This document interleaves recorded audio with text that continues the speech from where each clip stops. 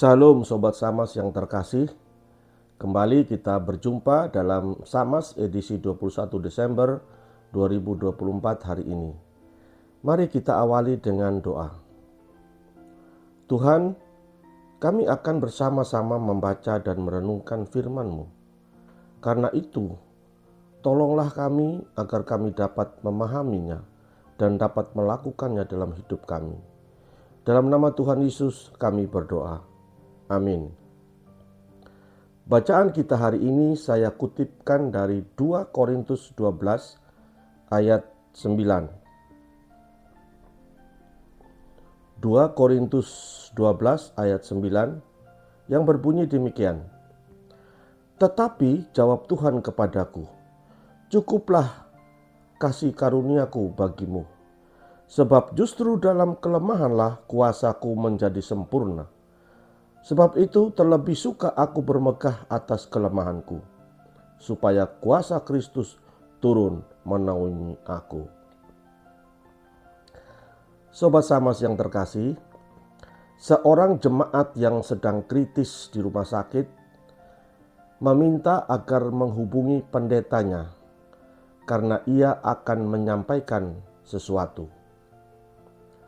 Setelah pendetanya datang, ia menyampaikan pesan agar pendetanya meneruskan pelayanannya yang dilakukannya selama ini, walaupun tidak ada yang tahu, yaitu berdoa bagi gerejanya setiap malam, termasuk mendoakan pendeta dan para pelayannya.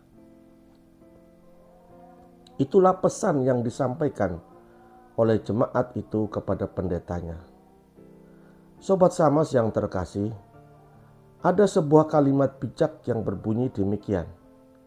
Doa menggerakkan orang untuk menggerakkan dunia.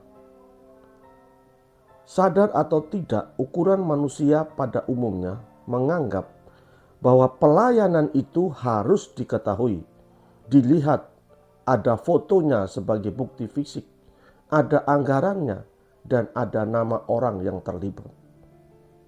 Hal yang dilakukan oleh jemaat tadi justru tanpa segalanya.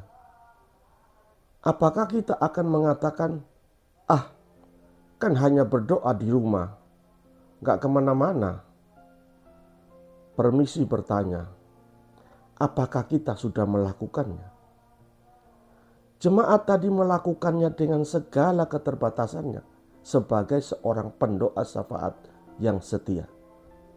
Mungkin ia sudah lansia, mungkin ia merasa tidak pandai, atau mungkin ia tidak memiliki sesuatu yang bisa dibanggakan sebagai suatu keterbatasan. Namun, ia melakukan hal yang tak bisa dilakukan orang lain dengan setia. Mungkin termasuk kita, bukan? Setiap kita pasti punya kelemahan dan keterbatasan dalam pelayanan. Pelayanan kita pasti tidak sempurna dalam segala hal.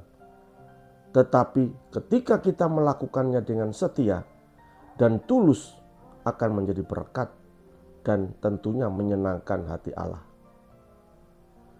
Menurut ayat yang kita baca tadi, Rasul Paulus menegaskan dua hal penting. Pertama, ketika kita merasa lemah dan terbatas, kita akan bergantung kepada Tuhan. Kita tidak akan membanggakan diri kita. Yang kedua, ketika kita merasa lemah, maka kuasa Tuhan akan leluasa menguasai kita, sehingga kita tak bisa berbangga atas apa yang kita lakukan, karena sesungguhnya semuanya itu karena Tuhan. Keterbatasan bukanlah suatu alasan untuk tidak menjadi duta Kristus. Seorang duta Kristus adalah mereka yang membawa kebenaran, kasih, dan pengharapan kepada dunia, terlepas dari kondisi yang ada. Seperti Paulus, kita dipanggil untuk bersandar pada kasih karunia Tuhan. Saat kita menyerahkan kelemahan kita kepadanya, Dia dapat memakai kita lebih dari apa yang kita bayangkan. Ada banyak cara untuk menjadi duta Kristus, meski dalam keterbatasan. Kita bisa berdoa. Berdoalah untuk orang-orang di sekitar kita, jika kita tidak mampu secara fisik membantu mereka. Menunjukkan kasih. Meskipun dalam kekurangan, kita tetap bisa menunjukkan perhatian dan kasih kepada orang lain. Minimal kita menyapa dengan senyum dan ramah, mengajak mereka mengobrol, dan seterusnya. Kita bisa bersaksi melalui hidup kita. Hidup dengan iman dan pengharapan dalam Tuhan dapat menjadi kesaksian bagi orang lain. Tuhan tidak meminta kita menjadi sempurna. Dia hanya meminta kita bersedia dipakai, dan Dia akan melengkapi kita dengan kuasa-Nya. Amin. Mari kita berdoa. Tuhan, terima kasih atas kasih karunia-Mu yang sempurna dalam kelemahan kami. Pakailah hidup kami untuk menjadi duta-Mu, bahkan dalam keterbatasan kami.